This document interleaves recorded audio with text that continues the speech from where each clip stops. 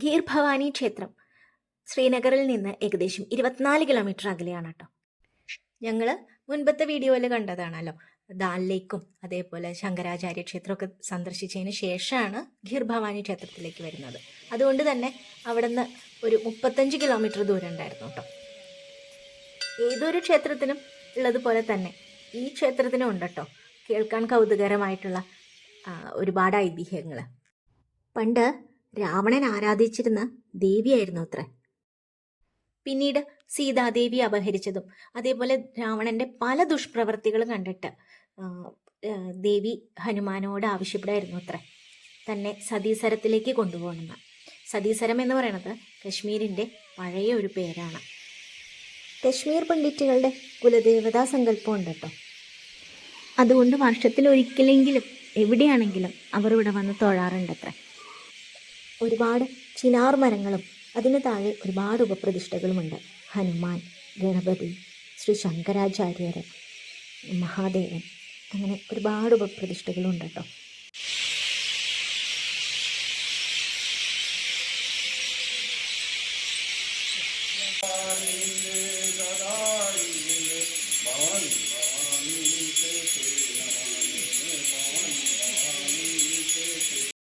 അമൃതകുണ്ട് എന്ന ജലാശയത്തിന് നടുവിലാണ് ഭഗവതി പ്രതിഷ്ഠ.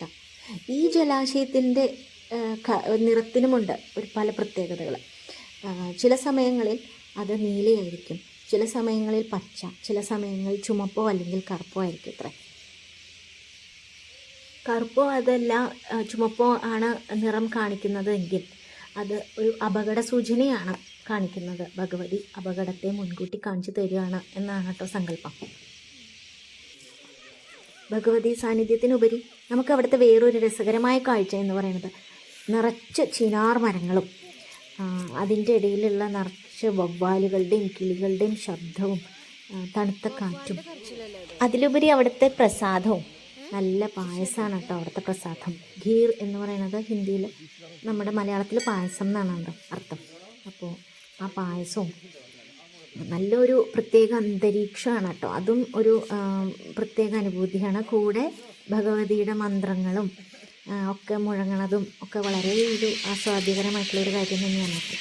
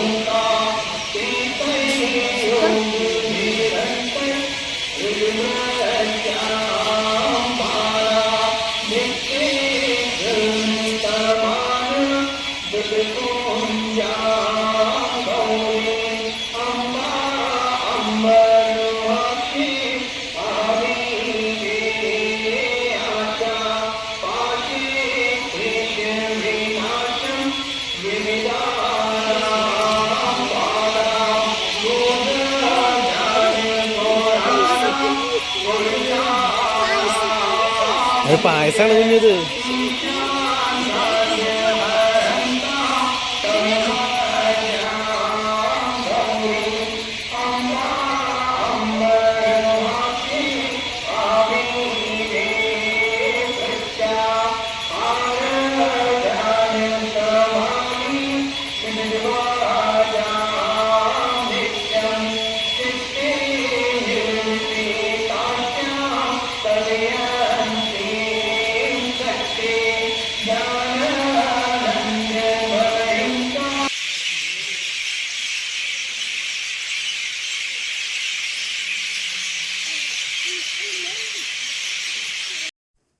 ആ കോമ്പൗണ്ടിൻ്റെ ഉള്ളിൽ തന്നെ നമുക്ക് ഭക്ഷണം, വെജിറ്റേറിയൻ ഭക്ഷണവും അതേപോലെ താമസ സൗകര്യവുമെല്ലാം നമുക്ക് CRPF ഒരുക്കി തന്നു കേട്ടോ. നമ്മളിങ്ങനെ കേരളത്തിൽ നിന്ന് വന്നതാണെന്നൊക്കെ പറഞ്ഞു കഴിഞ്ഞപ്പം നമുക്ക് എല്ലാ സൗകര്യങ്ങളും അവർ ഒരുക്കി തന്നു കേട്ടോ.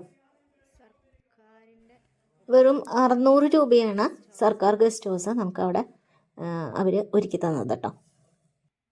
ഒരു വീട്, അതിൽ 3 റൂമാണുള്ളത്. അതിലവർ നമുക്ക് വേണ്ടത് 2 റൂമായിരുന്നു. ആ 2 റൂം അവർ തുറന്നു തന്നിട്ടുണ്ട് കേട്ടോ. അങ്ങനെ രാവിലെ നമ്മൾ എണീറ്റു. ഭഗവതി ഒന്നും കൂടി ഒന്ന് പോയി തൊഴാം എന്നൊക്കെ വിചാരിച്ച് കുളിയൊക്കെ കഴിഞ്ഞ് ഇറങ്ങുമായിരുന്നു. പക്ഷേ നല്ല മഴയാണ് പുറത്ത്. ആഹാ, രാവിലെ തന്നെ രണ്ടാൾക്കാരുണ്ടല്ലോ. ഭവാനി ടെമ്പിളിൻ്റെ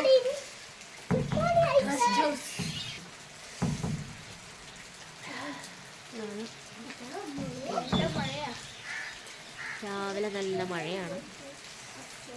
നിങ്ങളുടെ കയ്യിലാണ് ഈ കുട. ഇനി ഞങ്ങൾ പെഹൽഗാമിലേക്കാണ് പോണേ. മിനി സ്വിറ്റ്സർലാൻഡ് എന്നൊക്കെ പറയും. വളരെ മനോഹരമായ സ്ഥലമാണ്. അപ്പോൾ ഗിർ ഭവാനി ടെമ്പിളിനെ കുറിച്ചുള്ള വിവരണങ്ങളൊക്കെ എല്ലാവർക്കും ഇഷ്ടമായെന്ന് കരുതുന്നു. ഇനിയും ഇതേപോലത്തെ രസകരമായ വീഡിയോസിനായിട്ട് ശ്രീ പ്രണവ് വ്ളോഗ്സ് സബ്സ്ക്രൈബ് ചെയ്യുക, ലൈക്ക് ചെയ്യുക, ഷെയർ ചെയ്യുക, കമൻറ്റ് ചെയ്യുക. Thank you.